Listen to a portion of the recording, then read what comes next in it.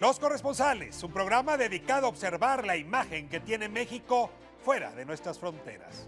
Una conversación con los periodistas extranjeros que todos los días reportan sobre el país en los medios internacionales. El consumo masivo de tecnología, teléfonos inteligentes, pantallas, tabletas, tiene un costo que no se limita al precio de compra. En la ausencia de una industria de reciclaje formal y bien regulada, los productos electrónicos usados se vuelven desechos que pueden ser terriblemente tóxicos. En Estados Unidos sí existen reglas que implican una responsabilidad por parte de los fabricantes. Sin embargo, las marcas evaden muchas veces su responsabilidad y prefieren exportar, por decirlo de algún modo, los aparatos usados, es decir, deshacerse de su basura electrónica al sur de la frontera, en nuestra casa. Desde 2013 se estima en 129,000 toneladas anuales lo que recibe México de material tecnológico usado. Gran parte de este producto acaba celebrando daño en el medio ambiente y también afectando a la salud. ¿Qué tipo de soluciones podemos aportar para este grave problema? ¿Cuáles son las autoridades verdaderamente responsables que deberían estar desde ya involucradas en el asunto? ¿Cuál es la posición de las empresas fabricantes de tecnología? Para abordar estas y otras interrogantes, nos acompaña Isabela Cota, de Bloomberg Business Week, quien realizó un reportaje muy completo al respecto de este tema. Soy Ricardo Rafael y esto es Los Corresponsales. Bienvenidos. La compañía alemana Germanwings realizaba el trayecto de Barcelona a Düsseldorf. Y más allá de las largas colas, los consumidores del área metropolitana de Caracas denuncian. Não resistiu aos tiros que levou no peito e na barriga. With people buying new computers and other electronics more frequently than ever, electronic waste is now the fastest growing waste stream in the world. On top of that, it contains toxic materials that can poison people and the environment. Many of the workers handle hazardous material without protective gear. One concern, printer toner, a probable carcinogen. There's no protections of this labor force. There's no occupational laws that are going to protect them. The white fluorescent tube contains mercury, and even a tiny amount can be a neurotoxin. Day in and day out, these workers are completely oblivious to this hazard, are smashing these. The tubes are breaking right in front of their faces, and mercury is very toxic. The United States has no federal laws requiring electronics to be recycled. It's the only developed nation that hasn't ratified an international treaty to stop first world countries from dumping e-waste on developing nations. Isabela, me da muchísimo gusto tenerte aquí en Los Corresponsales. Ahora para hablar de otro tema, te has dedicado últimamente a reportear justamente el grave problema, lo decía hace un momento, que están implicando los desechos tóxicos. Hay que decir que no todo desecho electrónico es tóxico. Te pediría un poco que me ayudas a definir. Cuando hablamos de desecho tóxico, ¿estamos hablando en efecto de teléfonos celulares, de tabletas? ¿De qué tipo de material? ¿Material radioactivo, material médico? ¿A cuál nos referimos? Un desecho tóxico puede ser, o sea, no tiene que ser un desecho electrónico o basura electrónica en sí. Es cualquier desecho que al tirarlo al medio ambiente tiene un efecto tóxico. Esto puede ser desde químicos hasta, no sé, gadgets médicos, hasta basura médica que sale de los hospitales, por ejemplo. Todo eso son desechos tóxicos. Ahora, hay países que han regulado mejor esto. En Estados Unidos hay una reglamentación y en México tenemos una industria importante en la frontera, gente que se dedica justamente a hacer cementerios para esos desechos tóxicos estadounidenses. Hay que entender cómo está regulado en Estados Unidos y cómo estamos funcionando en México y qué tan bien regulado está aquí también. Pues mira, en Estados Unidos y en países de Europa también existe un concepto que se llama la responsabilidad extendida. Esto quiere decir que los productores de estos productos, precisamente, digamos Apple, Samsung, Sony, todos ellos a partir de la ley son responsables del desecho de estos mismos productos.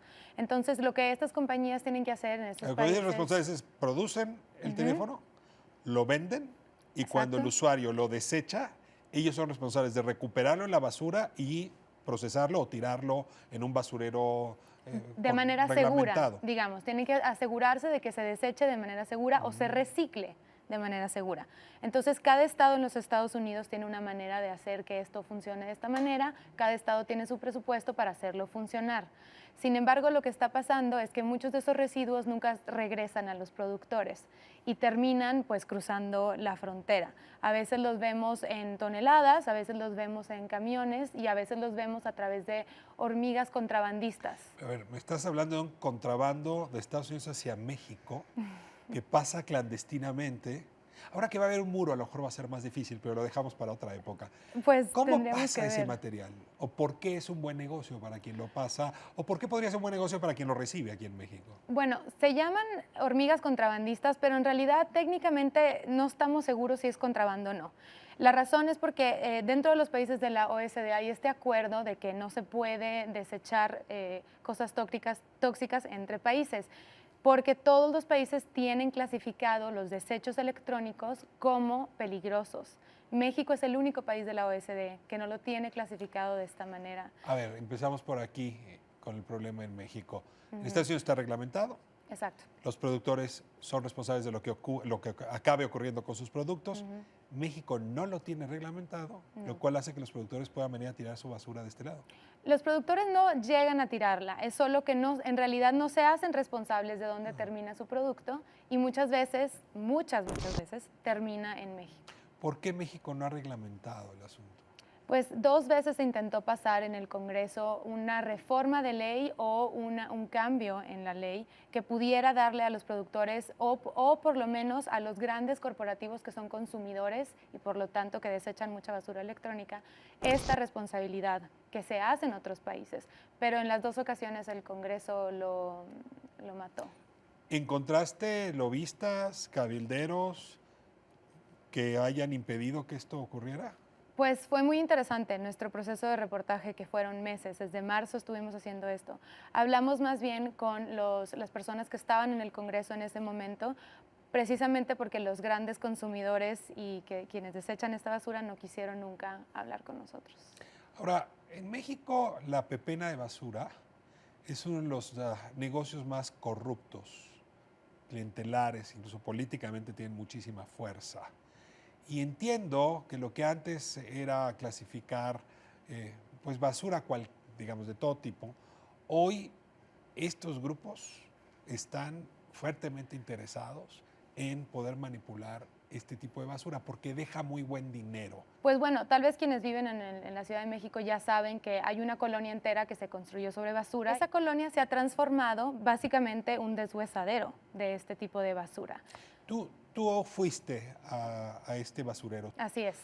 Y ahora se dedica a los desechos tóxicos. La verdad es que fue difícil contactarlos directamente a ellos. Ellos no quisieron hablar con nosotros tampoco, pero sí tenemos información de que, por ejemplo, esta gente que opera en la colonia Renovación, precisamente deshuesando estos residuos electrónicos que son muy peligrosos, les tiene que pagar una serie de renta informal, digamos, para poder operar en esa colonia. Más bien la información que nosotros tenemos es que la industria resistió muchísimo, porque es muy costoso para los grandes consumidores y para los productores de estos aparatos electrónicos asegurarse de que se dispongan de una manera segura. Pero a ver, si Sony, si cualquiera de las marcas que producen, Apple, en fin, IBM, aceptan esta legislación en los Estados Unidos, en Canadá, en Europa, ¿por qué no la aceptarían en México? ¿Por qué esos corporativos tendrían un trato distinto? ¿Por qué es más fácil doblar al Congreso mexicano que someter al Congreso estadounidense? Es más fácil doblar al Congreso mexicano, sobre todo si no se tiene el apoyo de secretarías. Para ponerle rostro humano al problema, ¿tú has visto las consecuencias que estos desechos tóxicos causan entre quienes tienen que deshuesar, desmembrar estos aparatos electrónicos? ¿Qué efectos en su salud observas? Pues bueno, nosotros nos encontramos con una serie de cosas, pero uno de los casos más impactantes fue el caso de Said, un niño que literalmente su casa está inmersa entre negocios deshuesaderos de basura electrónica y de otro tipo de basura. Y sus papás nos enseñaron sus expedientes médicos en donde nos mostraron que antes de que cumpliera 1 año, el niño tuvo convulsiones, lo tuvieron que llevar con un neurólogo y les explicaron a los papás que el desarrollo de su cerebro no era normal y que la razón muy probablemente era porque estaba creciendo alrededor de esta basura. Incluso el niño dejó de recibir la leche, de aceptar la leche materna. ¿La colonia Renovación sería el foco principal que tú detectaste o hay otras colonias, otros lugares en México donde se está observando el fenómeno igual? Sin duda hay otras colonias y no solo en la Ciudad de México, en otras partes de la República también. La verdad es que nosotros nos enfocamos en la colonia Renovación porque es un caso muy especial y es muy evidente.